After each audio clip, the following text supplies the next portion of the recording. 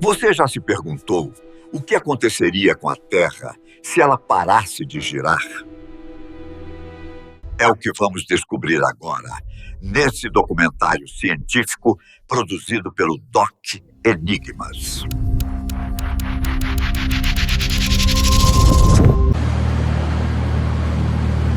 A Terra gira. Este é o parâmetro fundamental da existência biológica. Uma constante de 1.670 km por hora na linha do Equador. A estabilidade climática, o ciclo circadiano, a distribuição dos oceanos e a própria forma achatada do planeta dependem dessa rotação ininterrupta. No instante zero, essa constante se anula. A litosfera terrestre freia, o solo trava, a rocha para, mas a atmosfera não. A lei da inércia, princípio inegociável da física newtoniana, dita que um corpo em movimento tende a permanecer em movimento, a menos que uma força atue sobre ele. O ar, as águas e todas as estruturas não ancoradas no leito rochoso mantêm a velocidade de rotação anterior. O resultado não é um terremoto, mas uma projeção balística planetária. No primeiro segundo após a parada, uma massa de ar se desloca para leste a velocidades supersônicas nas regiões tropicais. Em Macapá, no Brasil, ou em Quito, no Equador, a velocidade do vento salta instantaneamente de 0 para 465 metros por segundo. Isso é Mach 1.3. Não se trata de uma tempestade ou furacão, é uma parede sólida de atmosfera colidindo com tudo o que existe na superfície. Árvores não vergam, elas pulverizam. Edifícios de concreto armado não racham, eles são cisalhados na base, transformados em estilhaços que passam a compor a massa do fluxo supersônico. A zona equatorial é varrida da crosta terrestre nos primeiros 60 segundos. A cidade de Singapura deixa de existir como estrutura urbana antes que o cérebro humano possa processar a mudança na pressão auditiva. À medida que nos afastamos do Equador, a velocidade tangencial diminui, mas a destruição permanece absoluta. Em Nova York, a latitude de 40 graus norte dita uma velocidade inercial de aproximadamente 1.200 km por hora. O Empire State Building, o One World Trade Center e as pontes sobre o East River sofrem uma carga lateral superior a qualquer cálculo de engenharia estrutural já concebido. O aço se comporta como plástico sobre essa tensão dinâmica. Vidros, vigas e mobiliário são ejetados horizontalmente em direção ao Oceano Atlântico. A população de Manhattan, apanhada em trânsito ou em escritórios, é lançada a velocidades que garantem trauma fatal imediato pelo impacto contra paredes, veículos ou o próprio ar, que agora possui a densidade de um objeto sólido devido à compressão. O comportamento dos oceanos redefine a geografia continental nos primeiros 5 minutos. A água, possuindo inércia massiva, continua seu movimento para leste. No Atlântico, isso significa que o oceano avança sobre a África e Europa com violência cinética, não como uma maré que sobe, mas como uma montanha de água em movimento horizontal. Lisboa, Casablanca e Dakar são atingidas por tsunamis que não possuem crista ou quebra, mas funcionam como arietes hidráulicos de quilômetros de altura. No Pacífico, a água se afasta das Américas e se acumula em direção à Ásia e Oceania. A bacia do Pacífico se esvazia na costa oeste americana, expondo a plataforma continental e fossas abissais por minutos, antes que o refluxo gravitacional inicie um balé caótico de redistribuição hídrica que durará meses. O Japão enfrenta o impacto direto dessa massa de água deslocada, recebendo o Pacífico com uma força capaz de cobrir o Monte Fuji. A falha geológica não é o único vetor de catástrofe. A parada súbita altera o campo magnético, mas o efeito imediato é termodinâmico. O atrito do ar supersônico contra a superfície gera calor intenso. Florestas que não foram arrancadas entram em combustão espontânea devido à fricção aerodinâmica. A Amazônia, ou o que resta dela após a onda de choque inicial, torna-se um corredor de fogo alimentado por ventos que superam a escala Fujita. A fuligem e os detritos são lançados na estratosfera, começando a formar um manto de obscuridade que, ironicamente, será a menor das preocupações para os sobreviventes iniciais. A infraestrutura humana de energia colapsa em cadeia. linhas de transmissão são rompidas globalmente. Nos polos, a situação apresenta uma anomalia de sobrevivência temporária. A velocidade de rotação próxima ao eixo é mínima. Na estação de pesquisa Amundsen-Scott, no Polo Sul, a parada é sentida como um solavanco sísmico, uma desorientação gravitacional leve, mas sem a aniquilação cinética das latitudes baixas. Ali, cientistas e pessoal de apoio tornam-se nos primeiros 10 minutos a maior concentração de seres humanos vivos e intactos do planeta.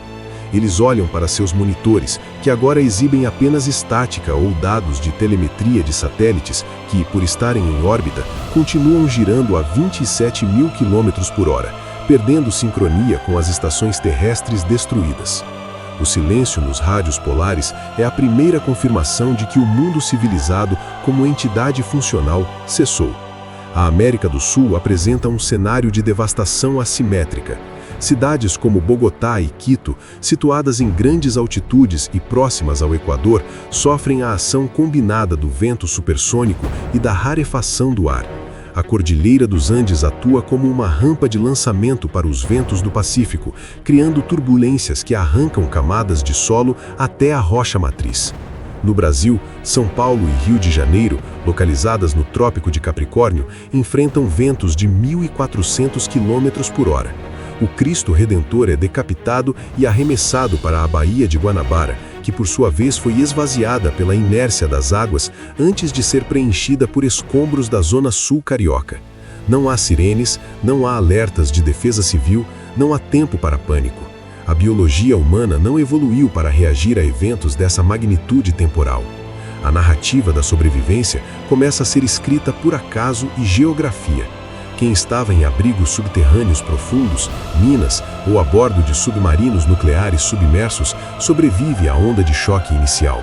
Em Moscou, o sistema de metrô profundo protege uma fração da população da onda de choque atmosférica, embora o colapso das entradas e a perda de energia condenem milhares à asfixia ou ao pânico na escuridão subsequente.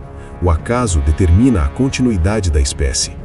Um mineiro no Chile, um operador de silo de mísseis em Dakota do Norte, uma tripulação de submarino no Mar de Barents. Estes são os sementes involuntários do novo ciclo, isolados, incomunicáveis e ignorantes de que o Sol lá fora parou no céu. O Sol, agora estático em relação a um ponto fixo na superfície, começa a cozinhar o hemisfério voltado para ele. Se a parada ocorreu às 12 GMT, o Oceano Atlântico, Europa Ocidental e África Ocidental estão sob o zênite solar permanente. A radiação incide sem a mitigação da rotação. O solo começa a absorver calor sem o alívio do ciclo noturno. O asfalto das rodovias remanescentes na Europa começa a amolecer não apenas pelo verão, mas pelo acúmulo térmico contínuo. Em oposição, o Pacífico e a Ásia Oriental mergulham na noite que não terminará. A temperatura em Tóquio começa a cair, não como num entardecer, mas seguindo a curva de resfriamento radiativo de um corpo celeste sem fonte de calor. O concreto ainda quente da fricção do vento começa a perder energia para o vácuo do espaço. A estabilidade das usinas nucleares torna-se o próximo relógio-bomba. Com a rede elétrica destruída, os sistemas de resfriamento ativo dos reatores em França, Estados Unidos, China e Japão dependem de geradores a diesel de emergência. Esses geradores têm combustível para dias, talvez semanas. Sem estradas para reabastecimento, sem operadores vivos ou capazes de chegar às salas de controle, o derretimento do núcleo de centenas de reatores torna-se uma certeza matemática. A radiação invisível se juntará aos ventos estagnados e às temperaturas extremas, criando zonas de exclusão que durarão milênios. A tecnologia humana, criada para dominar a natureza, agora se volta contra seus criadores com a indiferença de uma máquina quebrada. Neste novo mundo, o conceito de dia e noite deixa de ser temporal para ser geográfico. Não perguntamos mais que horas são, mas onde você está. A geografia torna-se destino. Estar no lado dia significa enfrentar a evaporação dos oceanos e a esterilização térmica. Estar no lado noite significa enfrentar a liquefação da atmosfera e o zero absoluto. A vida, essa anomalia termodinâmica que exige equilíbrio, só poderá tentar persistir na estreita faixa onde a luz tangencia a escuridão, o Terminador, a zona crepuscular. Mas chegar lá exige atravessar continentes destroçados, oceanos revoltos e uma nova realidade onde as leis da civilização foram revogadas pela física bruta. O relógio parou, mas o tempo para a extinção começou a correr. A atmosfera, perturbada pela parada súbita, não se acalma imediatamente. Grandes células de circulação global, células de Hadley e Farrell, são desmanteladas. O transporte de calor do Equador para os polos cessa da maneira tradicional e é substituído por um transporte do lado dia para o lado noite. Isso gera supertempestades que cruzam o Terminador, trocando o ar superaquecido por ar criogênico. O clima da Terra, antes um sistema complexo, mas previsível, entra em um estado caótico de busca por um novo equilíbrio térmico. Ventos catabáticos descem do lado escuro, congelando instantaneamente a umidade residual, enquanto correntes de convecção ascendentes no lado claro criam colunas de vácuo que sugam detritos para a alta atmosfera. No subsolo de Cheyenne Mountain, o Comando Militar norte-americano, protegido por granito maciço, tenta estabelecer contato. Telas piscam com erros de conexão. Satélites militares, ainda em órbita, passam sobre a base em janelas de comunicação rápidas e inúteis, transmitindo imagens de uma América irreconhecível. As fotos de reconhecimento mostram a costa leste varrida, a Flórida submersa por águas revoltas, o meio-oeste transformado em um deserto de solo nu. A cadeia de comando está quebrada. O presidente, se estava em Washington, não existe mais. A estrutura federal dissolve-se. O que resta são homens e mulheres em uniformes, enterrados sob montanhas, olhando para dados que confirmam que a nação que juraram proteger é agora apenas uma designação geográfica em um mapa obsoleto. A contagem de mortos nas primeiras 24 horas ultrapassa 3 bilhões. A maioria perece pelo trauma cinético inicial ou pelos tsunamis subsequentes. A fome, a sede e o frio extremo ainda não começaram a colher suas vítimas. Isso virá depois. O foco agora é a compreensão do evento. A mente humana luta para aceitar a escala. Não há para onde fugir, pois o inimigo não é um exército ou um vírus, mas a própria mecânica celeste. A fé é testada contra a evidência de um universo mecânico e indiferente. Orações são proferidas em línguas que, dentro de poucas gerações, ninguém saberá falar. O silêncio que se segue ao ruído ensurdecedor dos ventos iniciais é o som de uma biosfera em choque, aguardando o veredito final da termodinâmica. Este é apenas o prelúdio. A verdadeira agonia da Terra não será rápida. Será uma lenta dissecação térmica, um processo de anos, onde cada grau de temperatura ganho ou perdido ditará a sentença de morte de ecossistemas inteiros. A migração impossível começará. Os sobreviventes, emergindo de seus abrigos como criaturas primitivas em um planeta alienígena, olharão para o céu. De um lado, um sol que nunca se põe, um olho de fogo fixo e acusador. De outro, estrelas estáticas, geladas e distantes. E entre eles, a longa marcha através de um mundo que parou de girar, mas onde a luta pela vida nunca foi tão frenética. O ano é irrelevante. A data é hoje. O dia virou noite eterna e a noite virou fornalha. O experimento humano entrou em sua fase terminal. O Sol não se move. Passam-se 24 horas desde o evento e a estrela permanece pregada no mesmo ponto do firmamento sobre o Atlântico. O conceito de dia como uma unidade de tempo de 86.400 segundos dissolve-se. O tempo deixa de ser cíclico e torna-se linear, uma contagem regressiva térmica. Para os sobreviventes que emergem dos escombros de Londres, Paris ou Lagos, o alívio inicial de terem resistido à onda de choque cinética é rapidamente substituído por um horror cognitivo profundo.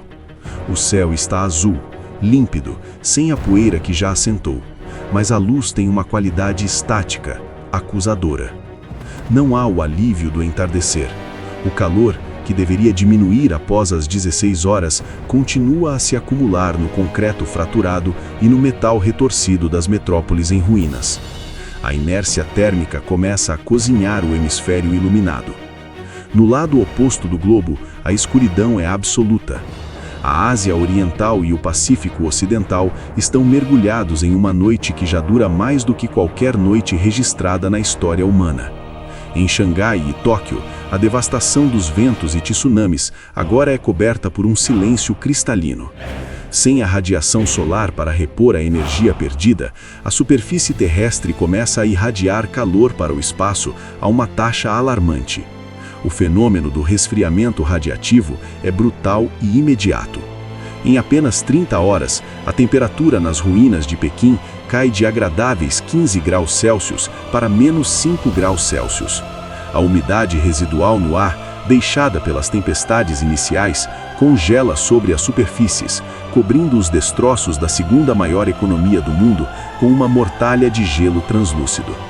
Os sobreviventes nos túneis do metrô começam a ver sua respiração condensar, um aviso visual de que a hipotermia será o próximo carrasco.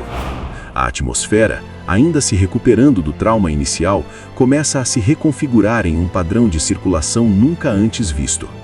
O ar superaquecido sobre a África e Europa sobe em colunas térmicas gigantescas, criando zonas de baixa pressão de intensidade ciclônica permanente. Esse ar sobe até a estratosfera e começa a fluir em direção ao lado escuro, enquanto o ar gélido e denso dos polos e da Ásia noturna corre rasteiro pela superfície para preencher o vácuo no lado iluminado. Inicia-se a formação dos ventos térmicos globais, correntes de ar constantes, não mais supersônicas, mas com força de furacão categoria 3, que soprarão ininterruptamente do lado frio para o lado quente, cruzando a zona do crepúsculo. Essas novas correntes aéreas tornam-se as esteiras transportadoras do clima caótico que definirá o futuro próximo. Nos oceanos, a catástrofe assume uma dimensão química e térmica. O Atlântico Norte, sob o sol implacável, começa a febre. Sem a rotação para gerar a força de Coriolis e sem os ventos alísios tradicionais, as grandes correntes oceânicas, o Golfo, a do Atlântico Norte, param. A água estagna. A camada superficial, absorvendo radiação contínua, aquece além da capacidade de suporte da vida marinha. Em questão de dias, a temperatura da superfície do mar na costa da Flórida submersa atinge 32 graus Celsius. Começa a maior mortandade de peixes da história geológica.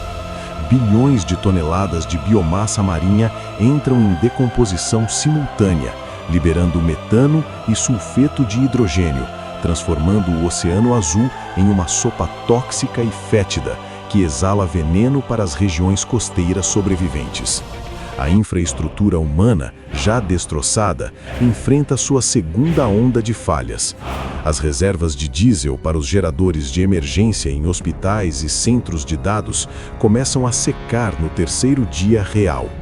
Sem estradas, sem refinarias operantes e sem rede elétrica, a civilização moderna regride séculos em questão de horas. O pânico, inicialmente suprimido pelo choque, explode quando a sede se torna generalizada. As estações de tratamento de água não funcionam. As bombas que trazem água de aquíferos profundos estão paradas. Em cidades como a Cidade do México ou Los Angeles, onde a água já era um recurso precioso, a violência pela posse de garrafas de plástico e cisternas industriais torna-se a nova lei marcial, não imposta por governos, mas pela necessidade biológica imediata. A ameaça invisível, prevista nos primeiros minutos, materializa-se no quinto dia. Na França, no Japão, no leste dos Estados Unidos, os núcleos dos reatores nucleares, sem refrigeração ativa, atingem a criticalidade térmica. As estruturas de contenção, muitas já danificadas pelos ventos iniciais, falham sob a pressão do vapor radioativo. Uma série de derretimentos parciais e totais ejeta plumas de isótopos mortais na atmosfera estagnada. A Europa Central, já cozinhando sob o sol eterno, é banhada por uma chuva invisível de Césio 137. Não há noticiários para alertar a população, não há contadores Geiger disponíveis. A morte torna-se estatística e silenciosa, condenando geneticamente os poucos que conseguiram rastejar para fora dos escombros. A psicologia coletiva da espécie humana sofre uma fratura irreparável. A perda do ciclo dia-noite destrói o ritmo circadiano, levando à insônia em massa, alucinações e psicoses. Sem a referência do tempo passando, o presente se torna um pesadelo perpétuo. A esperança de que amanhã será um dia melhor perde o sentido semântico. Os líderes políticos e militares que sobreviveram em bunkers profundos tentam reestabelecer o comando, mas suas ordens não têm quem as receba ou execute.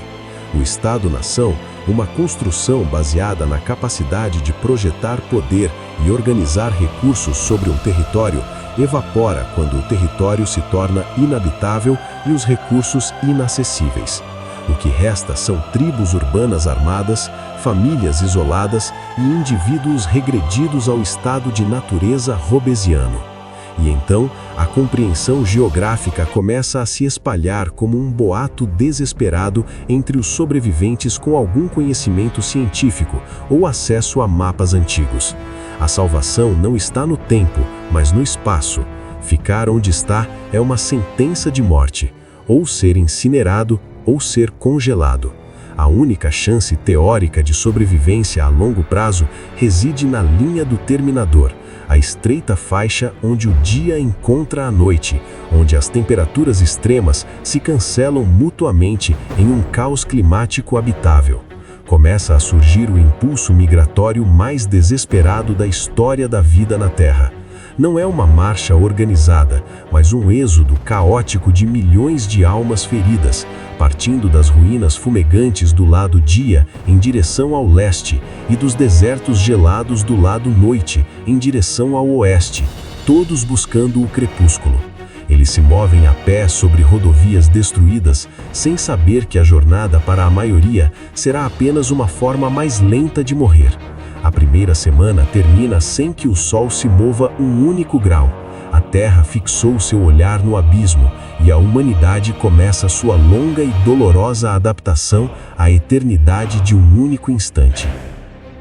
30 dias de sol ininterrupto sobre o meridiano de Greenwich transformam a geografia política em uma equação térmica insolúvel.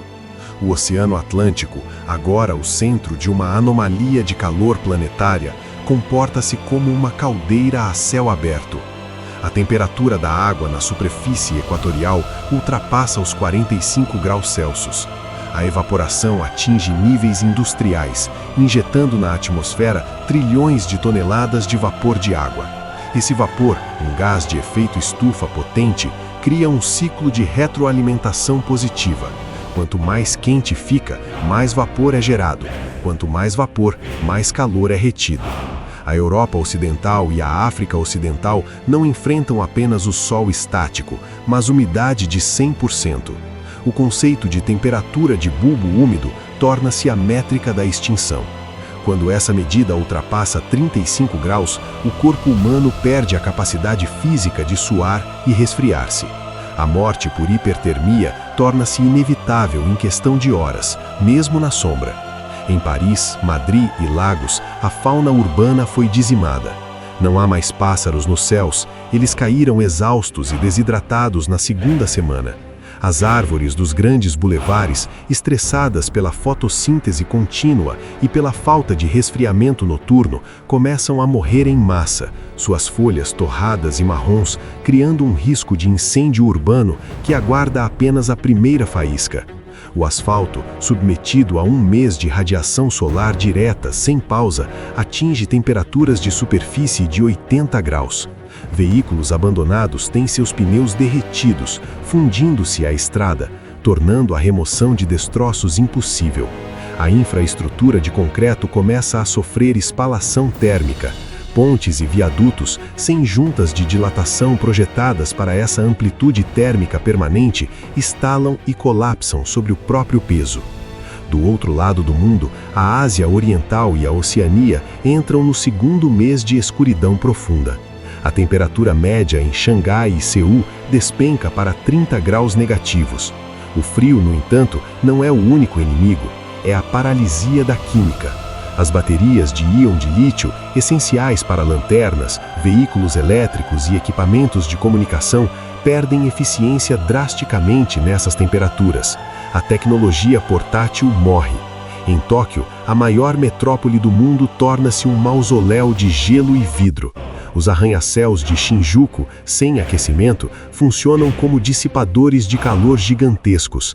Dentro dos apartamentos, a água nos canos congela, expande e estoura as tubulações, criando cascatas de gelo que pendem das fachadas dos prédios como estalactites urbanas.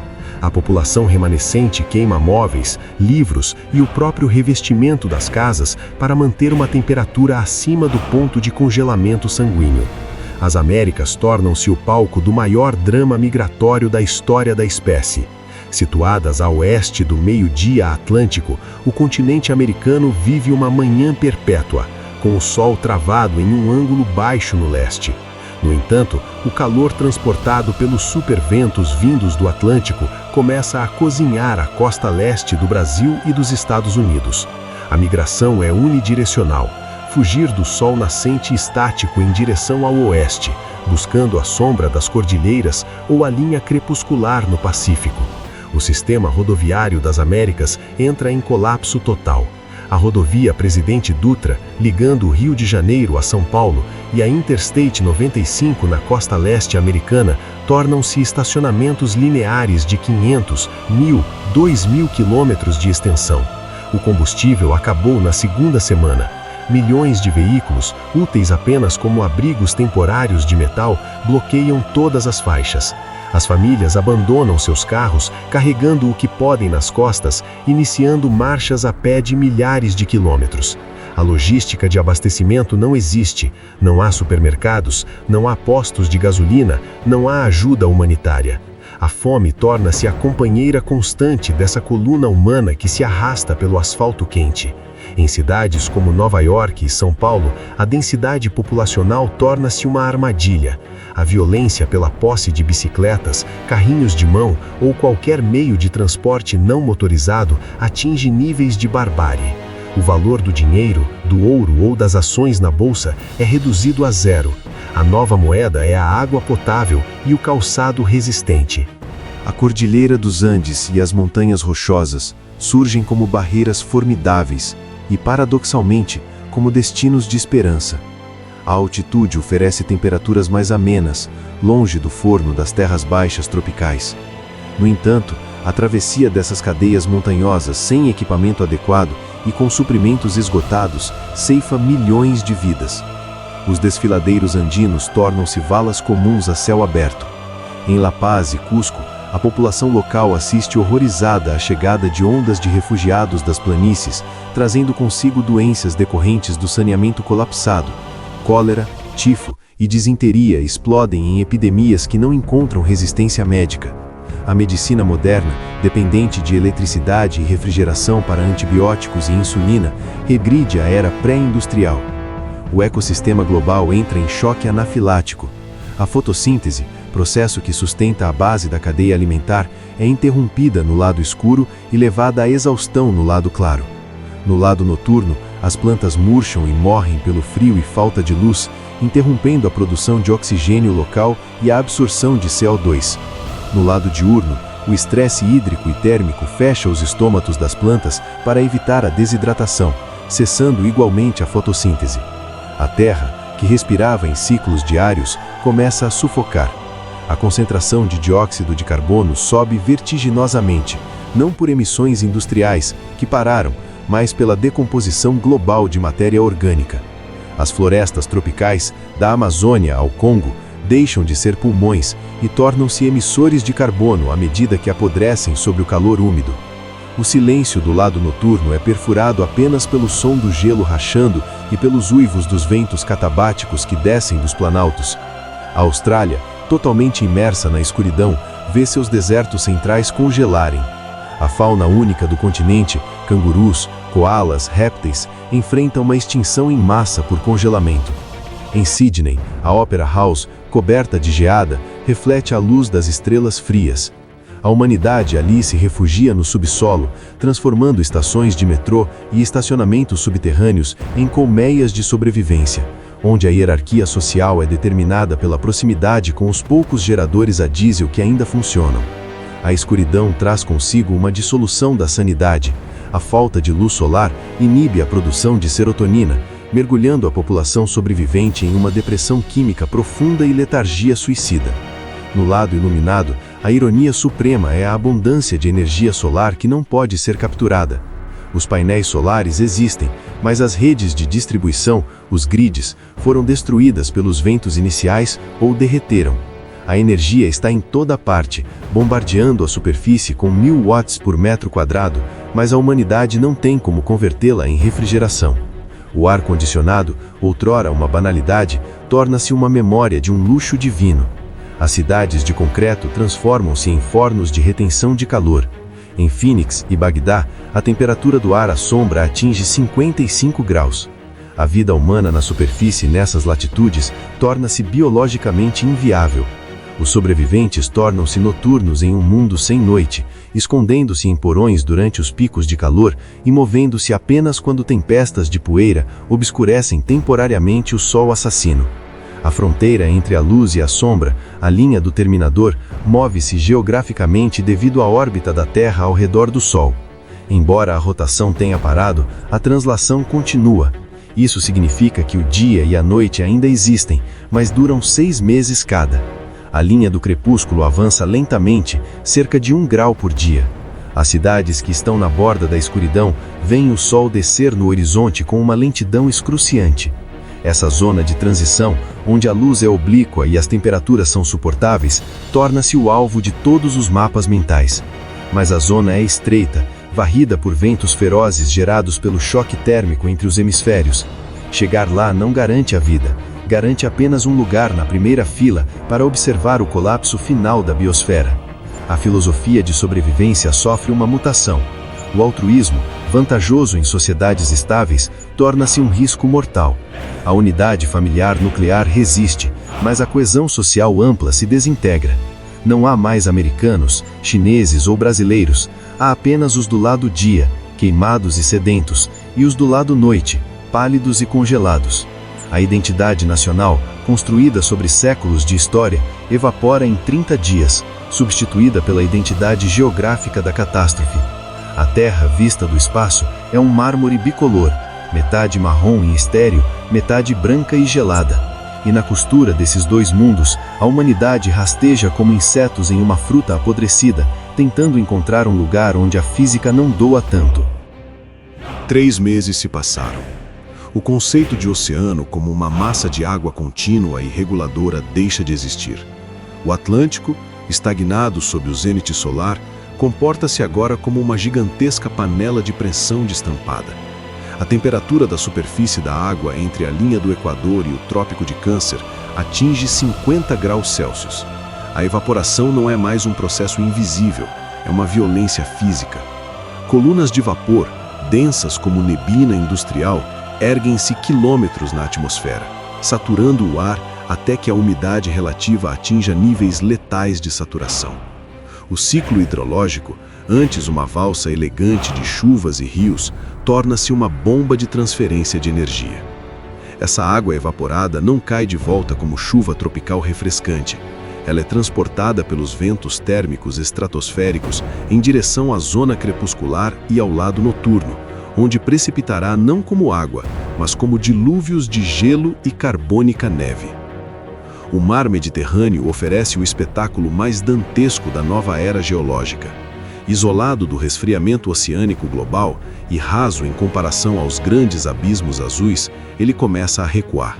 As praias da Riviera Francesa, da costa amalfitana e das ilhas gregas expandem-se por quilômetros em direção ao centro da bacia, revelando navios naufragados de eras passadas e a topografia lamacenta do fundo marinho. A salinidade dispara. A vida marinha que não morreu pelo calor, morre agora pela química. O mar torna-se uma salmoura cáustica, incapaz de sustentar oxigênio dissolvido.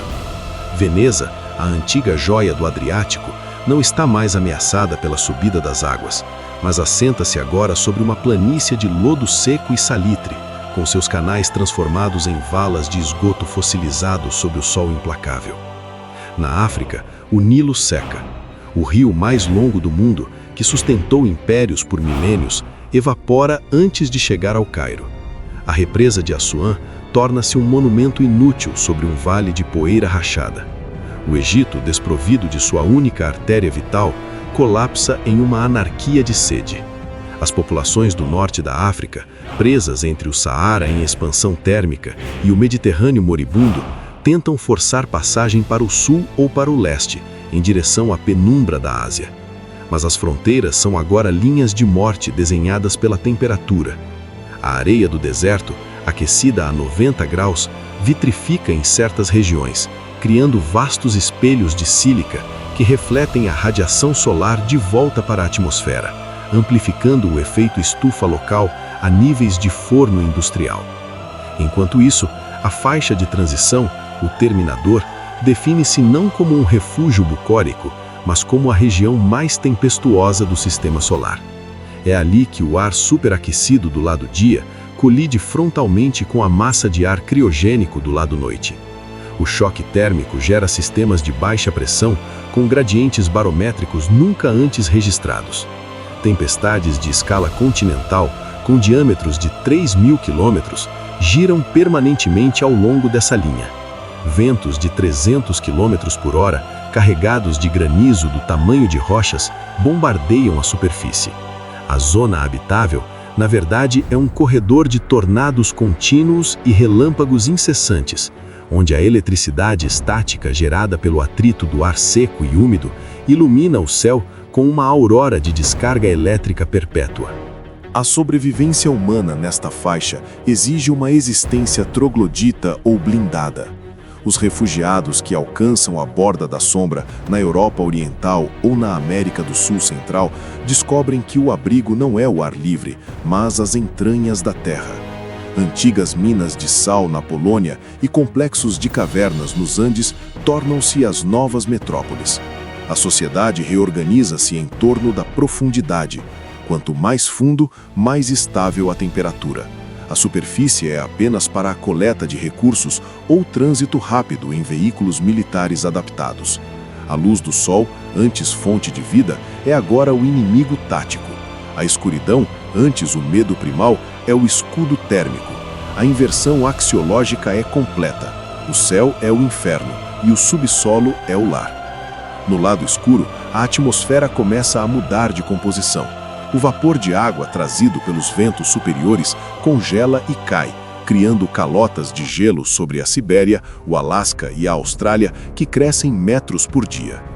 Mas o frio torna-se tão intenso, aproximando-se de 80 graus negativos, que o dióxido de carbono atmosférico começa a passar pelo processo de deposição.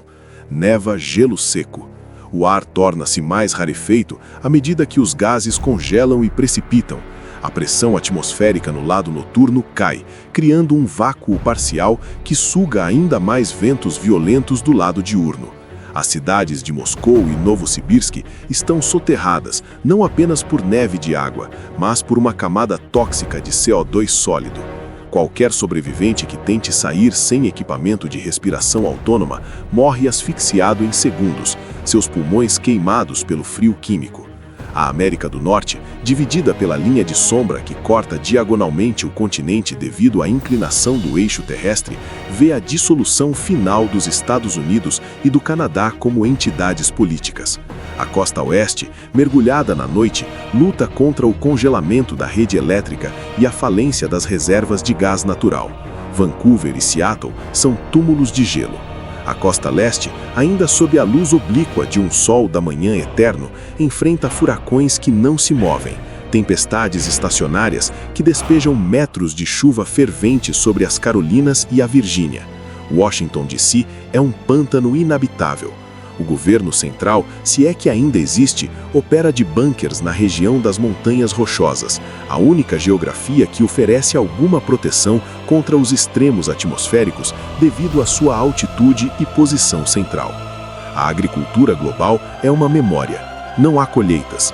Os estoques mundiais de grãos, armazenados em silos no meio oeste americano e nas planícies da Ucrânia, ou estão cozinhando e apodrecendo pela umidade, ou estão congelados e inacessíveis sobre montanhas de gelo. A fome deixa de ser uma ameaça futura para ser a causa primária de mortalidade, superando os traumas físicos do evento inicial. O canibalismo, tabu supremo da civilização, ressurge não como ritual, mas como logística de sobrevivência em bolsões isolados. A ética humana, construída sobre a abundância de calorias da era industrial, desmorona quando a ingestão calórica cai para zero. O homem volta a ser apenas mais uma proteína no sistema. No meio do Oceano Pacífico, o nível da água sobe. A água evaporada do Atlântico e do Índico, transportada e precipitada no lado escuro e nas margens do Pacífico, altera o equilíbrio isostático da crosta. O peso do gelo acumulado no lado noite começa a deformar a litosfera, provocando terremotos secundários em regiões que nunca tiveram atividade sísmica. O planeta estala sobre o peso desigual de sua própria atmosfera e hidrosfera redistribuídas. O anel de fogo desperta com violência renovada. Vulcões na Indonésia, Japão e Chile entram em erupção simultânea, não por tectônica de placas, mas pela pressão da massa de gelo e água que se acumula sobre eles. A cinza vulcânica junta-se aos ventos globais, escurecendo ainda mais o lado noturno e criando um filtro sujo no lado diurno que bloqueia a luz, mas retém o calor.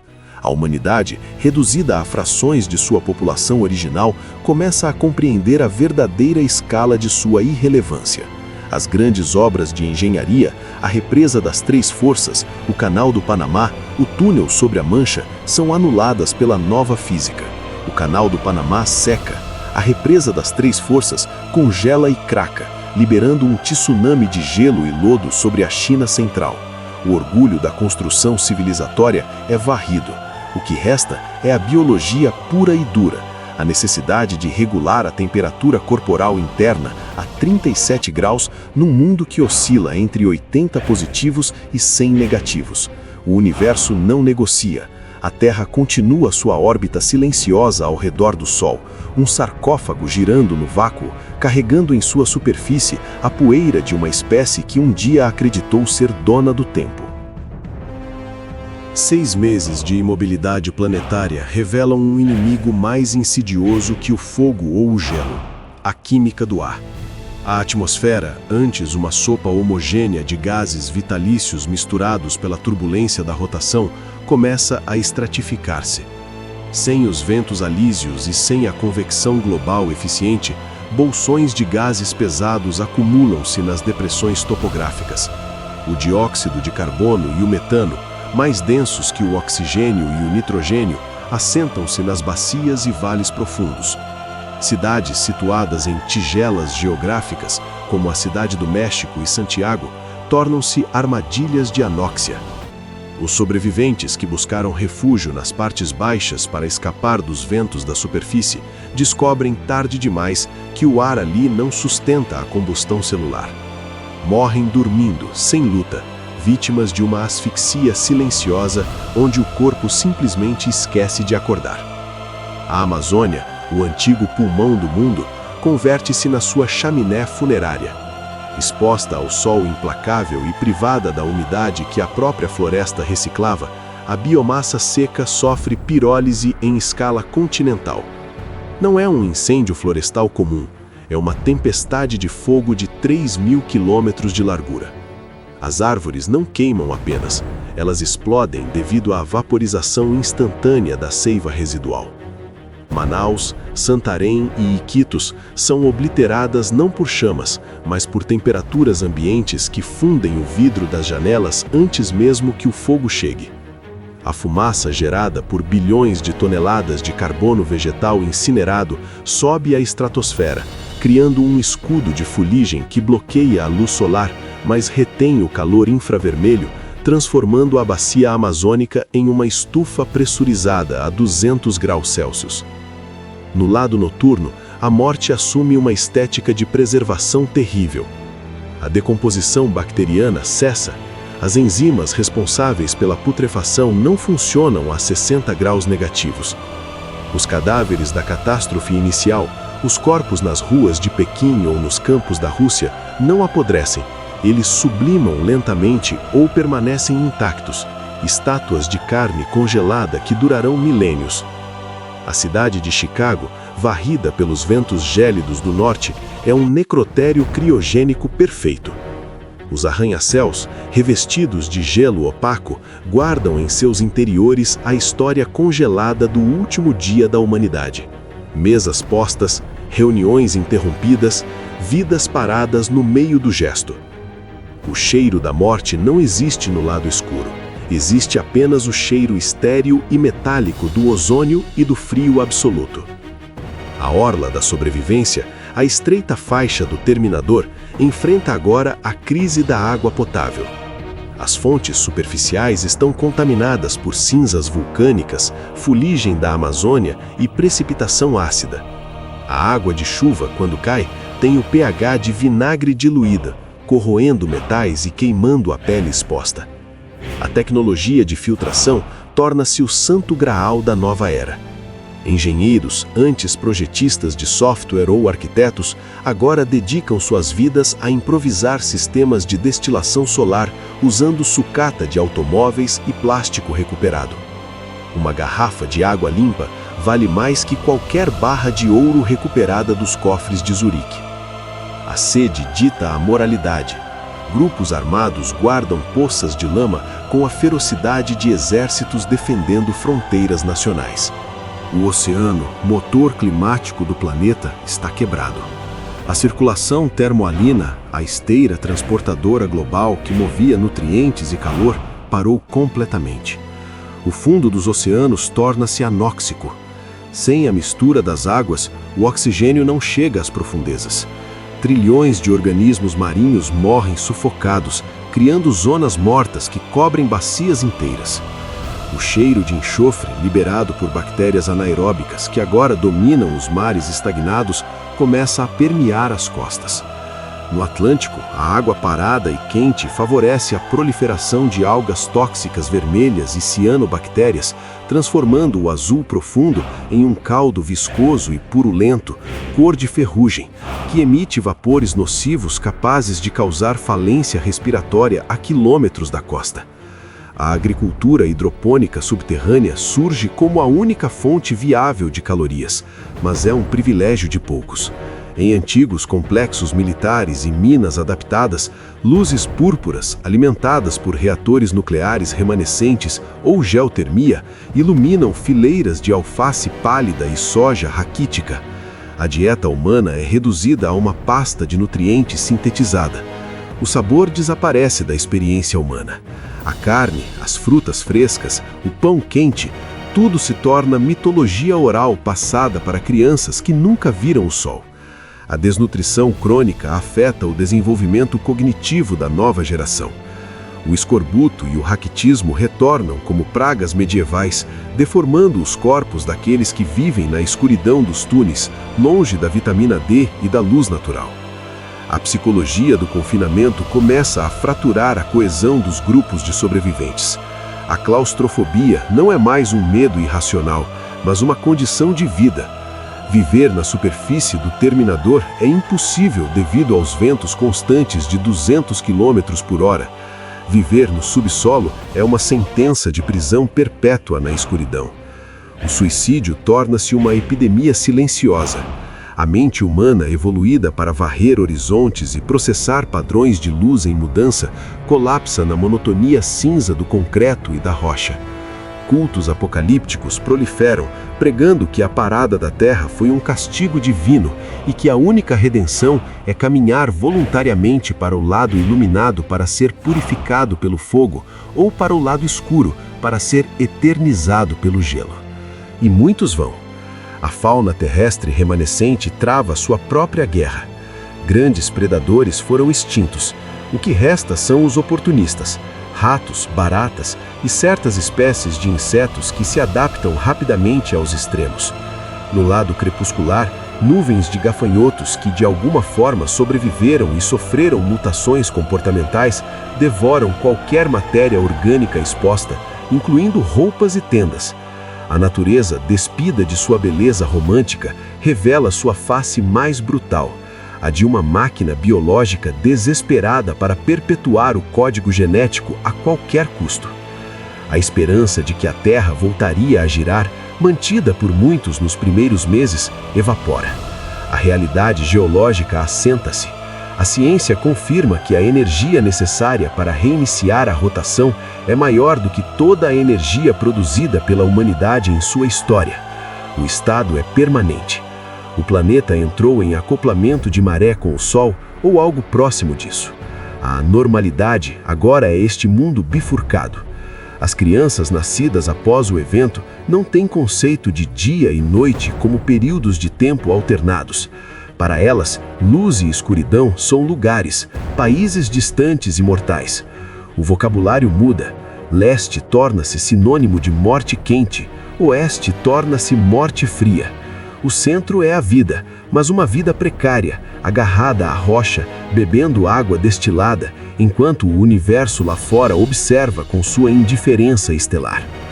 Os satélites artificiais, que continuaram orbitando a Terra, começam a cair. Sem controle de solo para ajustar suas órbitas e com a atmosfera superior inchada pelo calor no lado diurno, o arrasto atmosférico aumenta. Estações espaciais e satélites de comunicação reentram na atmosfera como meteoros artificiais, riscando o céu crepuscular com trilhas de fogo. Com eles, cai a última conexão com a era da informação. O GPS falha, a internet global, já fragmentada, cessa. O conhecimento humano, antes estocado na nuvem, agora reside apenas em livros mofados e nas memórias falíveis dos mais velhos. A humanidade não apenas parou no espaço, ela começa a recuar no tempo, deslizando de volta para uma era de escuridão e ignorância, iluminada apenas pelas luzes de emergência de um bunker que está ficando sem bateria. A Terra completa sua primeira translação ao redor do Sol desde o evento. Passaram-se 365 dias, mas o calendário perdeu sua função astronômica. O planeta não conta mais dias, apenas posições na elipse orbital. A inclinação axial de 23,5 graus, no entanto, permanece inalterada. Isso introduz uma nova variável mortal para os sobreviventes entrincheirados na zona crepuscular: a oscilação latitudinal do Sol. A estrela não se move de leste para oeste, mas oscila de norte para sul ao longo do ano. O Sol, que cozinhava a África Ocidental durante o equinócio, desloca seu foco de intensidade máxima para o Trópico de Câncer. A zona de calor absoluto migra. O deserto do Saara expande sua influência térmica para a Europa do Sul, transformando o Mediterrâneo remanescente em uma caldeira de pressão ainda maior. Essa oscilação sazonal obriga a faixa habitável do terminador a se mover. A linha de sombra não é fixa. Ela varre a superfície terrestre subindo e descendo conforme a estação. Quem construiu abrigos fixos na zona segura durante os primeiros meses descobre agora o erro fatal. A sombra protetora recua no verão do hemisfério norte, expondo bunkers na Europa e na América do Norte à radiação direta e letal. Inversamente, no inverno, a escuridão avança, congelando infraestruturas que antes desfrutavam de uma temperatura amena. A humanidade remanescente é forçada ao nomadismo mecanizado. Cidades-comboio, formadas por veículos blindados e caminhões de carga adaptados, precisam migrar constantemente para o norte ou para o sul, perseguindo a estreita faixa de temperatura suportável, sempre fugindo do sol que avança ou do gelo que persegue. A atmosfera do lado diurno evolui para um estado de superrotação teórica. Modelos climáticos previam que o aquecimento desigual geraria ventos estratosféricos capazes de circundar o planeta em 4 dias. A realidade confirma a hipótese.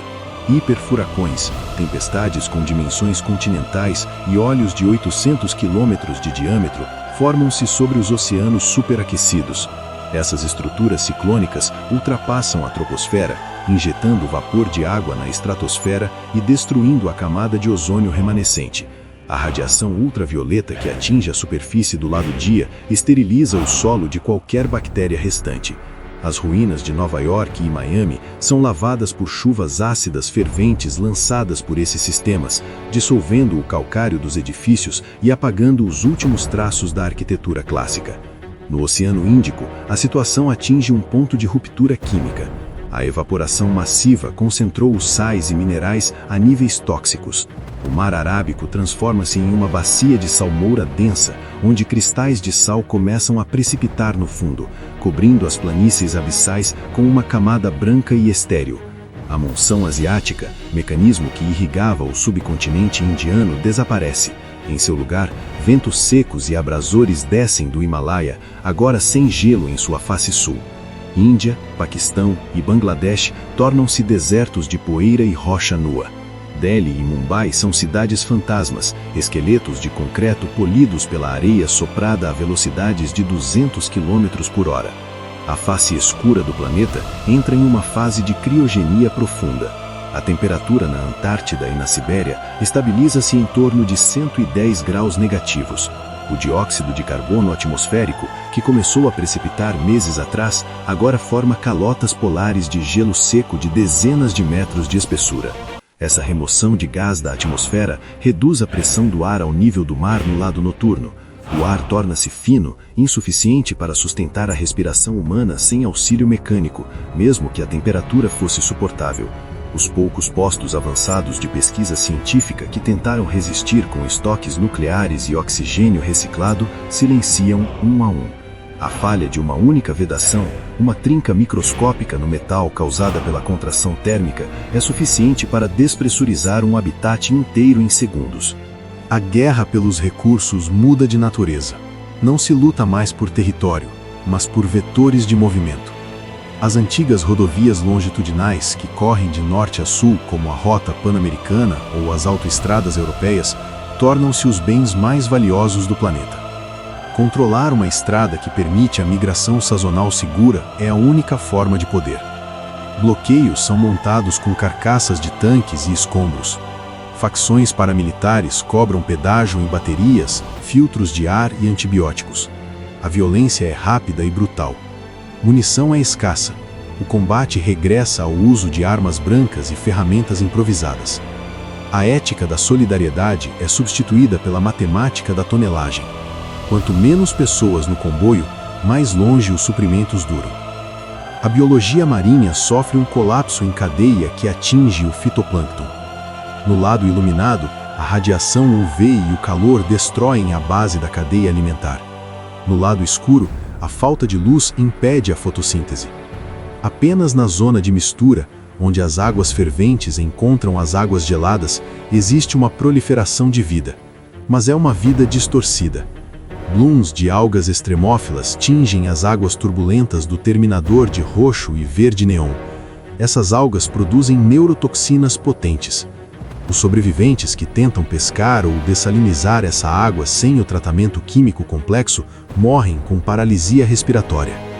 O oceano, fonte primordial da vida, tornou-se um caldo venenoso que rejeita a presença humana. As estruturas geológicas reagem à redistribuição de massa.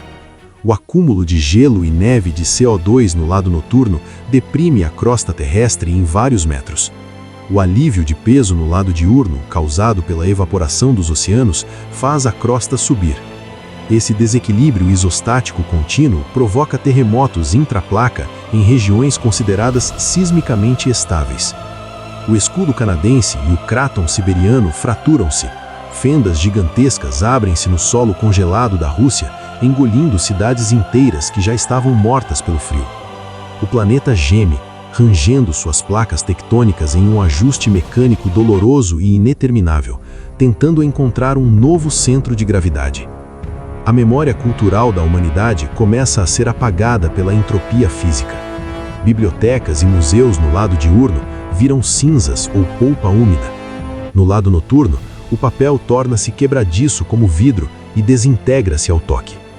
Discos rígidos perdem a magnetização sob a influência da radiação cósmica desimpedida pela atmosfera rarefeita ou pelo calor excessivo. O conhecimento acumulado em 5.000 anos de escrita começa a desaparecer.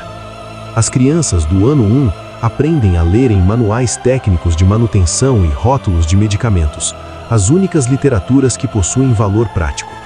A história de Roma, o Renascimento, as guerras mundiais, tudo se torna irrelevante diante da necessidade de consertar um compressor de ar ou remendar um traje térmico. A religiosidade sofre uma mutação sombria. O céu não é mais a morada divina, mas uma extensão de hostilidade mecânica. As constelações no lado noturno estão fixas, congeladas nas mesmas posições, observadoras imutáveis da agonia terrestre. Não há astrologia possível quando os astros não se movem.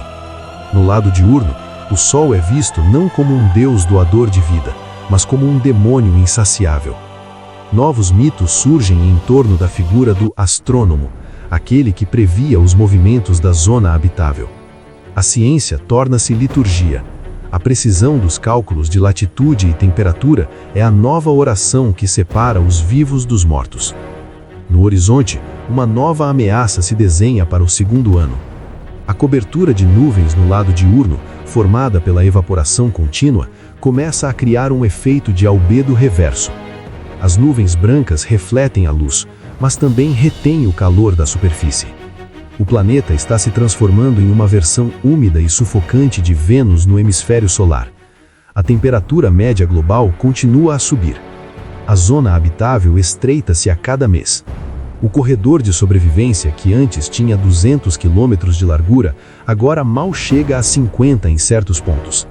A humanidade está sendo espremida entre a fornalha e o vazio, caminhando sobre uma lâmina de navalha geográfica que se torna mais afiada a cada órbita completada. O silêncio do universo é a única resposta aos gritos que ecoam na fronteira da luz. 3 anos de estagnação orbital consolidam a nova arquitetura da atmosfera. O ar que respiramos deixa de ser uma garantia universal. A separação gravitacional dos gases, acelerada pela ausência de mistura turbulenta em escala global, cria zonas de morte invisíveis. O oxigênio, mais pesado que o nitrogênio, tende a se acumular nas camadas mais baixas, mas essas depressões geográficas estão saturadas de dióxido de carbono vulcânico e metano liberado pelo degelo do permafrost ou pela decomposição oceânica. A humanidade, portanto, é empurrada para uma faixa altimétrica específica, nem tão alto que a hipóxia cause desmaios, nem tão baixo que a toxicidade asfixie. A sobrevivência torna-se uma questão de altitude precisa, medida em metros acima do nível de um mar que já não serve de referência. Nos Andes centrais e no Planalto do Tibete, formam-se as últimas cidadelas estáticas. Lhasa e La Paz, antes extremos de altitude, tornam-se os únicos pontos onde a densidade do ar e a temperatura permitem uma agricultura de subsistência em estufas blindadas. Mas o solo é estéril. A radiação ultravioleta no lado diurno esterilizou o microbioma da Terra. Sem bactérias fixadoras de nitrogênio, as plantas crescem fracas, cinzentas e sem valor nutricional. A fome oculta, causada pela falta de micronutrientes, dizima a população remanescente. O escorbuto retorna com virulência, derrubando dentes e abrindo feridas antigas na pele de homens que, armados com fuzis de última geração, morrem pela falta de uma simples laranja. A infraestrutura mecânica que sustenta os comboios nômades entra em colapso terminal. Os estoques de peças de reposição acabaram. Rolamentos, eixos e pistões, submetidos à areia de sílica e temperaturas extremas, falham irremediavelmente. As grandes caravanas que migravam com as estações começam a parar. Cada veículo que quebra é canibalizado pelos outros, num processo de autocracia mecânica, onde o comboio diminui de tamanho a cada 100 quilômetros. A paisagem ao longo da zona crepuscular é pontilhada por carcaças de caminhões e blindados, monumentos de ferrugem que marcam o trajeto da extinção. O nomadismo, única estratégia viável contra a oscilação solar, torna-se tecnicamente impossível. As tribos motorizadas são forçadas a se sedentarizar em locais precários, cavando tocas na terra e esperando que a estação hostil passe, rezando para que o isolamento térmico improvisado aguente o pico de calor ou o vale de frio. O lado noturno da Terra atinge um equilíbrio térmico de desolação absoluta. A temperatura estabiliza-se em 130 graus negativos nas regiões continentais profundas da Sibéria e do Canadá. O ar ali é tão frio que se comporta como um líquido viscoso perto do solo. O som viaja de forma diferente, distorcido e metálico. Qualquer estrutura de aço comum estilhaça-se como vidro sob o menor impacto. As ruínas de cidades como Winnipeg ou Novosibirsk não são mais reconhecíveis como construções humanas. São formações geológicas de concreto fraturado e gelo de nitrogênio. Se ainda existe vida humana nessas regiões, ela reside quilômetros abaixo da superfície, em complexos geotérmicos isolados que perderam contato com a superfície há anos. Sociedades seladas que vivem do calor do núcleo da Terra, ignorantes se o Sol ainda existe lá fora. No lado diurno, a evaporação dos oceanos revela a topografia submarina do Atlântico Norte. A dorsal mesoatlântica emerge como uma nova cadeia de montanhas fumegantes, dividindo o leito oceânico seco e coberto de sal. A Islândia, agora conectada à Europa e à América por pontes de terra salina, é um vulcão contínuo. O peso da água removida desestabilizou a câmara magmática da ilha, provocando derrames de lava que cobrem milhares de quilômetros quadrados. A Europa Ocidental é um deserto de sal e cinzas. Londres é apenas uma localização geográfica. O rio Tamisa é uma cicatriz seca em um vale de poeira tóxica. O Big Ben, se ainda de pé, marca horas para ninguém, fundido em uma massa informe de metal gotejante. A guerra química da natureza contra a biologia intensifica-se. A camada de ozônio, destruída pelos compostos de cloro e bromo liberados pela evaporação oceânica e pelos incêndios globais, não existe mais. A radiação UVC, normalmente bloqueada, atinge a superfície do lado diurno com intensidade esterilizante. Qualquer ser humano exposto ao sol direto, sem trajes de proteção pesada, sofre queimaduras de 3º grau em minutos e danos ao DNA que garantem cânceres fulminantes. A pele humana, nossa fronteira com o mundo, torna-se nosso ponto mais fraco. As crianças nascidas nos abrigos desenvolvem uma pele translúcida, pálida, com redes venosas visíveis adaptadas à penumbra artificial, incapazes de tolerar sequer a luz difusa do crepúsculo sem óculos de proteção. A memória coletiva sofre uma erosão catastrófica. O conceito de nação desapareceu completamente no 4º ano. Não há mais Estados Unidos, China ou Brasil.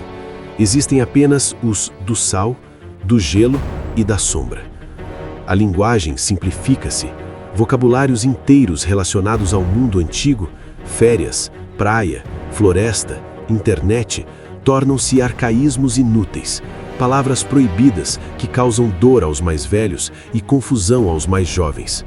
A oralidade substitui a escrita. A história do evento torna-se lenda, distorcida pela superstição e pelo trauma. Surgem narrativas de que o mundo parou porque a humanidade era pesada demais com seus pecados, ou que o motor do centro da Terra quebrou e precisa de sacrifícios para reiniciar. A racionalidade científica, que previu o desastre mas não pode evitá-lo, é vista com desconfiança e ódio por muitas seitas emergentes. O ciclo da água foi substituído por um ciclo de ácido e veneno. As chuvas na zona crepuscular são corrosivas, carregadas de ácido sulfúrico proveniente do vulcanismo e da decomposição biológica marinha. Beber água da chuva sem destilação complexa dissolve o esmalte dos dentes e causa úlceras gástricas hemorrágicas. A água potável torna-se a única moeda, a única religião e a única política. Líderes locais ascendem e caem baseados unicamente em sua capacidade de manter um destilador solar funcionando. Um filtro de osmose reversa vale mais que a vida de 100 homens. A ética utilitária atinge seu ápice brutal. Idosos e doentes são muitas vezes desligados do suprimento hídrico para preservar o recurso para os reprodutores e mecânicos. A fauna marinha, outrora vasta, resume-se a medusas e bactérias extremófilas. As baleias, golfinhos e tubarões desapareceram no 2º ano, incapazes de migrar ou respirar nas águas anóxicas. O oceano é silencioso. Não há mais o canto das baleias, apenas o ruído surdo de bolhas de metano rompendo a superfície oleosa. No entanto, nas profundezas abissais, onde a vida nunca dependeu do sol, ecossistemas inteiros baseados em quimiossíntese prosperam, indiferentes ao apocalipse da superfície. Vermes tubulares e caranguejos cegos continuam sua existência junto às fontes hidrotermais, os únicos terráqueos para quem o dia que virou noite não significou absolutamente nada. A fronteira entre a vida e a não-vida torna-se tênue. Vírus antigos descongelados do permafrost siberiano e tibetano entram em circulação nos abrigos superlotados. Sistemas imunológicos debilitados pela fome e estresse não oferecem resistência. Epidemias de patógenos para os quais a medicina moderna não tem nome varrem os complexos subterrâneos. A quarentena é absoluta. Portas de aço são soldadas com os infectados dentro, transformando alas hospitalares em tumbas herméticas. O medo do contágio supera o medo da fome. O toque humano, o abraço, o aperto de mão tornam-se gestos de risco incalculável. A sociedade atomiza-se em indivíduos isolados dentro de trajes de proteção, ilhas de carne assustada dentro de bolhas de plástico e borracha. No horizonte leste, onde o sol imóvel preside o deserto calcinado da Europa e África, gigantescas tempestades de poeira elétrica erguem-se até a mesosfera. Sprites e jatos azuis dançam no topo dessas nuvens, espetáculos de luz e magníficos e letais que ninguém está lá para ver. A Terra continua sua órbita, um planeta ferido que sangra calor para o espaço, carregando em seu terminador a última crosta de consciência. Uma humanidade que esqueceu como sonhar e agora luta apenas para não acordar morta.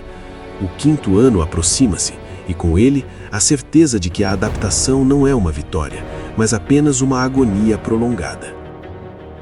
O 5º ano marca o colapso da última apólice de seguro da humanidade. No arquipélago de Svalbard, no Ártico, agora mergulhado em uma escuridão de 140 graus negativos, o silo global de sementes cede. A estrutura, projetada para resistir a terremotos e guerras nucleares, não suportou a deformação tectônica causada pelo acúmulo excessivo de gelo seco sobre a placa euroasiática. A pressão geológica esmagou o concreto reforçado como se fosse isopor. Milhões de amostras de sementes, o código genético de toda a agricultura humana, do trigo da Mesopotâmia ao arroz do Sudeste Asiático, estão agora expostas ao vácuo térmico ou soterradas sob toneladas de rocha granítica fraturada. A esperança de um dia reflorestar a terra ou reiniciar a agricultura é matematicamente anulada. O futuro botânico do planeta extingue-se antes mesmo de ter a chance de germinar. Nas profundezas dos abrigos de concreto na Europa e América do Norte, surge uma patologia estrutural imprevista: a carbonatação acelerada. A concentração atmosférica de dióxido de carbono, agora superior a 5.000 partes por milhão nas baixas altitudes devido à falta de sumidouros naturais, reage quimicamente com o hidróxido de cálcio do cimento. O concreto perde sua alcalinidade. A proteção química que impedia a corrosão das armaduras de aço desaparece. Dentro das paredes dos bunkers, o aço enferruja, esprande e fragmenta o concreto de dentro para fora. Tetos de abrigos subterrâneos em Berlim, Moscou e Washington começam a desabar sob as populações confinadas. O material que prometia proteção torna-se o instrumento da execução, esmagando os últimos vestígios de governos organizados sob o peso de sua própria engenharia falida. A fisiologia humana entra em uma fase de divergência forçada. A falta crônica de vitamina D, combinada com a dieta líquida de nutrientes sintéticos e a ausência de gravidade social, altera a estrutura óssea. O raquitismo adulto e a osteoporose severa tornam-se universais. Fraturas espontâneas de fêmur e coluna são comuns apenas pelo esforço de caminhar. A estatura média das crianças sobreviventes diminui 10 centímetros em uma única geração. A pele, sem contato com o sol, perde toda a melanina, tornando-se translúcida, revelando a rede vascular azulada pulsando sobre a derme. A humanidade está se tornando uma espécie de espectros frágeis, escondidos em tocas, fisicamente incapazes de realizar o trabalho braçal necessário para sua própria sobrevivência. A comunicação global cessa definitivamente. Os últimos cabos submarinos de fibra ótica, que ainda permitiam alguma troca de dados entre bolsos isolados, são rompidos pelos movimentos sísmicos do fundo oceânico ou derretidos pelo vulcanismo no Atlântico. O silêncio eletromagnético é total. Não há mais mundo. O horizonte de eventos de cada sobrevivente reduz-se ao alcance de sua voz ou à distância de um tiro de rifle. A ignorância sobre o que acontece a 500 quilômetros de distância é absoluta. Um grupo em um bunker nos Alpes suíços não tem como saber se ainda existem seres humanos nos Andes ou se são os últimos exemplares da espécie. Essa solidão cósmica destrói a psique coletiva. Sem o outro para validar a existência, a realidade torna-se solipsista e delirante. No lado diurno, a paisagem sofre uma metamorfose mineral. A água evaporou-se completamente dos solos. A argila e o lodo dos leitos dos rios secos, como o Mississippi e o Danúbio, são cozidos pelo sol até virarem cerâmica. O planeta está sendo vitrificado. Em vastas áreas do Saara e da Arábia, a areia funde-se em lençóis de vidro impuro, criando superfícies cortantes e reflexivas que cegam qualquer criatura que ouse olhar. Ventos carregados de micropartículas de vidro funcionam como jatos de areia industriais, polindo as ruínas das cidades até que não reste nada além de formas geométricas abstratas. As pirâmides de Gizé são desgastadas até se tornarem tocos informes de calcário. A Torre Eiffel, já colapsada, é reduzida a pó de ferro oxidado espalhado pela estratosfera. A água potável torna-se um mito arqueológico. Os aquíferos subterrâneos, superexplorados nos primeiros anos, estão exauridos ou salinizados pela intrusão marinha subterrânea causada pela mudança de pressão. A única fonte de água restante é a reciclagem de fluidos corporais. Unidades de filtração de urina e suor, movidas a manívelas manuais ou baterias químicas improvisadas, são os altares sagrados de cada família. A falha de uma membrana de filtro significa a morte em 3 dias. O gosto da água é metálico, amargo, uma lembrança constante de que o corpo está consumindo a si mesmo em um ciclo fechado de degradação entrópica. A órbita da Terra, embora mantida pela gravidade solar, atravessa agora nuvens de detritos cósmicos sem a proteção de uma atmosfera expandida. A densidade do ar no lado noturno é tão baixa que meteoroides de tamanho médio, que antes queimariam na reentrada, atingem o solo intactos. O bombardeio é constante. Crateras de impacto frescas ponteiam o gelo da Antártida e as planícies da Austrália. Cada impacto levanta plumas de poeira gelada e detritos radioativos, pois muitos desses corpos celestes trazem isótopos instáveis. Viver na superfície do lado escuro torna-se uma loteria balística.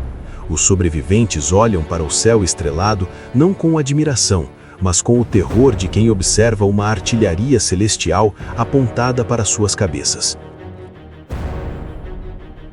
A ética médica é reescrita pela escassez. Não se tratam doenças crônicas.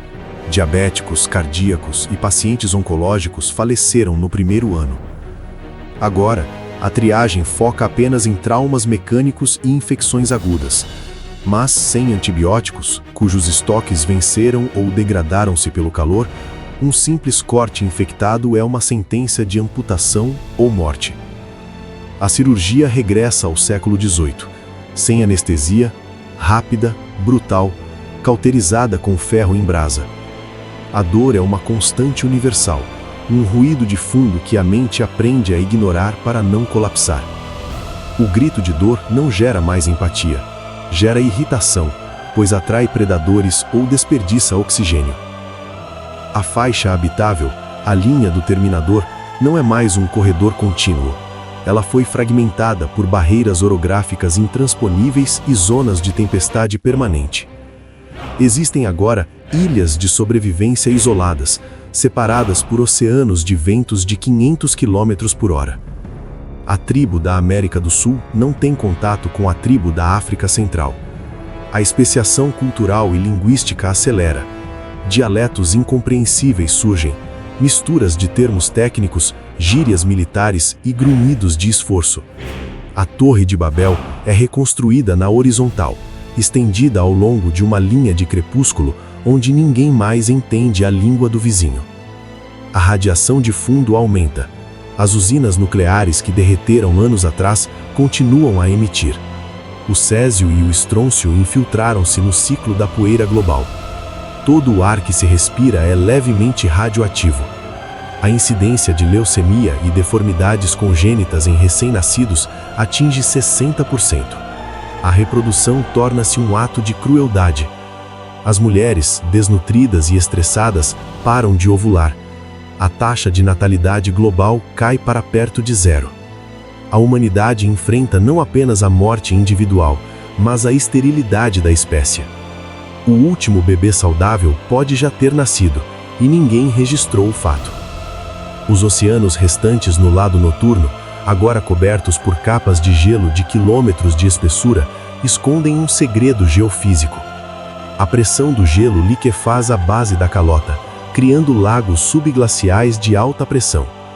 Quando a crosta cede, esses lagos explodem em ioculaups titânicos, inundações repentinas de água superesfriada e lama que varrem qualquer assentamento humano que tenha buscado refúgio em cavernas baixas. A água, que deveria ser vida, comporta-se como um monstro hidráulico imprevisível, caçando os sobreviventes nos seus esconderijos mais profundos. O sentido de tempo histórico dissolve-se. Não há mais feriados, aniversários ou datas comemorativas. A medição do tempo restringe-se aos ciclos biológicos de sono e vigília e aos ciclos mecânicos de manutenção dos filtros de ar. O passado é uma dor que deve ser esquecida para manter a sanidade. Os pais deixam de contar histórias sobre antes para seus filhos, pois descrever um mundo com pássaros, chuva morna e supermercados cheios soa como uma mentira sádica. A memória da civilização é ativamente suprimida. Livros são queimados não por censura, mas por combustível térmico e para apagar a inveja de uma era dourada que nunca voltará. O esquecimento é a única anestesia disponível.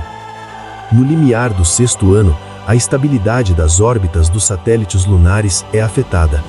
A Lua, sem o bojo de maré rotacional da Terra para mantê-la em afastamento constante, começa a alterar sutilmente sua interação gravitacional. As marés litosféricas, o levantamento e queda da própria crosta terrestre pela passagem da Lua, tornam-se mais pronunciadas. Terremotos lunares, sismos provocados pela atração do satélite, tornam-se previsíveis e devastadores. A cada 27 dias, o planeta range e estremece. O céu, a terra e o ar conspiram em uma sinfonia de destruição. O ser humano, agarrado à rocha nua, reduzido a uma criatura de reflexos e fome, olha para o alto e percebe que o universo não é apenas indiferente. Ele é uma máquina trituradora em funcionamento perfeito. 10 anos se passaram desde a imobilização da Terra. Para a física do universo foi um instante irrelevante. Para a civilização humana, foi o suficiente para encerrar definitivamente a era da manutenção e inaugurar a era da entropia absoluta. As reservas globais de peças sobressalentes, polímeros, baterias, lubrificantes e vedantes chegaram ao fim. A tecnologia não colapsou em uma explosão espetacular, mas em uma sucessão silenciosa de pequenas falhas fatais. Uma junta ressecada, um cabo cuja isolação virou pó, um selo de borracha que não vedou mais. Nos complexos subterrâneos dos Alpes, dos Urais e das Montanhas Rochosas, sistemas de ventilação pararam sem aviso. O silêncio que se seguiu não foi ausência de som, mas o ruído da asfixia. Milhares de sobreviventes que resistiram a tsunamis, fome e frio absoluto, morreram no escuro porque não havia mais fábricas capazes de moldar uma peça que antes custava centavos. A máquina parou, e com ela, a ilusão de controle humano. Na superfície, o planeta tornava-se irreconhecível. O Oceano Atlântico evaporou quase por completo, transformando-se em uma planície contínua de sal, gesso e carcaças metálicas. Porta-aviões, cargueiros e transatlânticos repousavam no leito marinho exposto como fósseis industriais. Caminhar entre continentes era teoricamente possível, mas o solo da antiga crosta oceânica atingia temperaturas superiores a 120 graus Celsius, liberando gases tóxicos que tornavam a bacia atlântica letal para qualquer forma de vida complexa. No hemisfério noturno, a atmosfera colapsava fisicamente. Nitrogênio e oxigênio congelavam em crateras polares. O céu deixava de ser ar e tornava-se vidro. Sem proteção magnética, a radiação cósmica banhava ruínas congeladas. Edifícios contraídos pelo frio explodiam sozinhos, e o som dessas rupturas percorria o solo sólido como ondas sísmicas, a última música de continentes mortos. A única região onde a vida humana persistia era a linha do Terminador. Mas até ali, a Terra não oferecia trégua. Ventos supersônicos soprando sem interrupção por uma década lixaram montanhas inteiras. O relevo suavizou-se, como se o planeta estivesse sendo apagado com uma lixa cósmica. O nomadismo acabou com o fim dos veículos. As populações ficaram presas em bolsões geológicos. Quando a oscilação solar tornava um local inabitável, a tribo simplesmente morria. A população humana caiu para menos de 200 mil indivíduos. A linguagem atrofiou. Crianças nascidas após o evento nunca viram o céu, uma árvore ou um animal maior que um rato. Palavras como nuvem, rio ou floresta perderam significado sensorial e desapareceram. A comunicação tornou-se funcional e brutal. Pressão, filtro, calor, água. Não havia espaço para abstrações. Filosofia morreu de fome. Arte tornou-se um desperdício térmico. O cérebro humano adaptou-se. O pensamento simbólico foi sacrificado em favor da percepção imediata de perigo. O Homo sapiens culturalmente reconhecível deixou de existir. Surgia algo novo: Homo crepusculares, habitantes das fendas. A biologia acompanhou o colapso cultural. Endogamia forçada revelou defeitos genéticos, mas também acelerou adaptações. Metabolismos desaceleraram. Estados de torpor surgiram como resposta à escassez extrema. Os humanos tornaram-se menores, mais pálidos, com olhos permanentemente dilatados, adaptados à penumbra vermelha das luzes de emergência. Moviam-se pouco. Cada gesto custava energia. As cidades desapareceram como referências.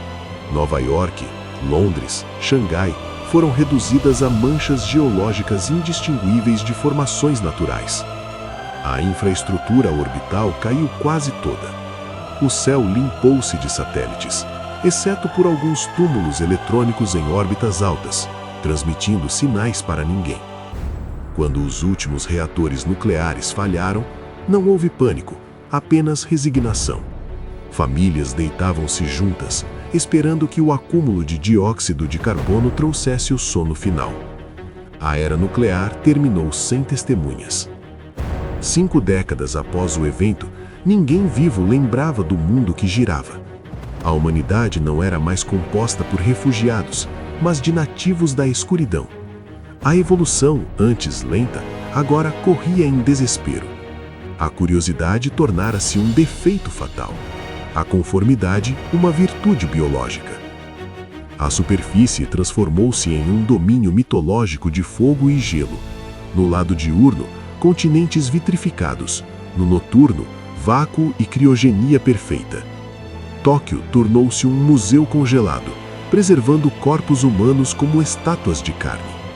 A sobrevivência concentrou-se verticalmente. Colônias desciam quilômetros em busca de calor geotérmico. A hierarquia era térmica. Os mais valiosos ficavam próximos da fonte de calor, os descartáveis perto da morte.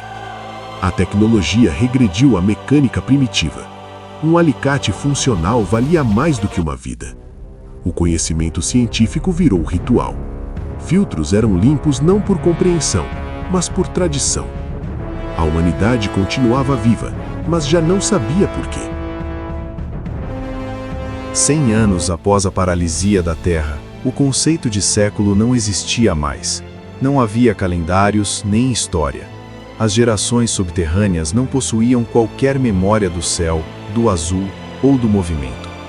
A superfície era um mito letal, um inferno absoluto onde deuses elementais reinavam. A atmosfera perdeu massa crítica. Sem um dínamo planetário funcional, o vento solar varreu as camadas superiores. A pressão atmosférica no lado diurno tornou-se insuficiente para bloquear radiação. As ruínas das antigas cidades não apenas queimavam, irradiavam. O planeta tornou-se um reator aberto.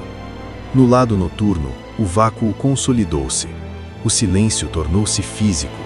Cidades inteiras permaneceram preservadas em estase criogênica perfeita. Museus involuntários aguardando visitantes que nunca viriam. A espécie humana fragmentou-se em subespécies. Nos Andes, caixas torácicas expandidas. Na Europa subterrânea, corpos esguios adaptados ao calor profundo. O isolamento genético era absoluto. Não havia mais Homo sapiens global. A tecnologia desapareceu por completo. A última máquina industrial parou por volta do ano 70. Objetos metálicos tornaram-se ídolos. Um laptop inerte podia ser venerado como artefato divino. Os oceanos secaram totalmente. O Atlântico virou um deserto salino cortado por abismos vulcânicos. Apenas bactérias extremófilas coloriam poças ferventes no fundo das fossas. A vida retornava ao estágio arqueano. A própria forma do planeta começou a mudar. Sem rotação, a Terra relaxava em direção a uma esfera perfeita. A crosta equatorial contraiu-se.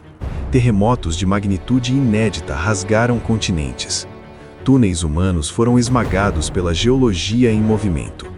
A cultura virou um mito. Histórias do tempo dos gigantes eram contadas como delírios. A realidade era a rocha. A verdade era a fome. O futuro deixou de existir como conceito. A água tornou-se o recurso final. Comunidades passaram a praticar sacrifícios matemáticos. Os mais fracos caminhavam voluntariamente para túneis de descarte. A moralidade humana foi reduzida à aritmética hidráulica. A lua afastava-se lentamente. A Terra ficava sozinha. No ano 100, o último grande refúgio tecnológico caiu. A última luz elétrica apagou-se. A civilização terminou sem cerimônia. 200 anos após o evento, a atmosfera tornou-se fina demais para espalhar luz. O céu perdeu o azul. Estrelas eram visíveis ao meio-dia. O planeta tornou-se bicolor, um hemisfério queimado, outro congelado. Os oceanos desapareceram por completo. A Terra deixou de ser um ponto azul. Tornou-se um cadáver mineral. Os descendentes humanos viviam a 6 quilômetros de profundidade, albinos, cegos, comunicando-se por vibração e toque. A linguagem falada desapareceu. A memória da superfície foi apagada até da cognição. Eles hibernavam, reproduziam-se raramente, viviam pouco. A cultura foi destilada até sobrar apenas persistir. O calor interno da Terra começou a falhar. As fontes geotérmicas esfriavam geração após geração. O frio do espaço avançava lentamente pela crosta. Não haveria resgate. Os sinais humanos perderam-se no ruído cósmico. O universo não registrou a catástrofe como tragédia, apenas como mecânica. Em uma falha nos Andes, um último grupo reuniu-se ao redor de uma fonte térmica moribunda. Eles não tinham palavras para esperança ou medo, apenas sentiam o frio chegar. Uma fêmea colocou a mão sobre o ventre. Uma nova vida, condenada, breve, mas vida. O documentário da humanidade não terminou com explosão ou revelação. Terminou no escuro, com o som teimoso de um coração batendo contra a entropia. O sol continuou imóvel. A Terra permaneceu em silêncio. E o silêncio venceu.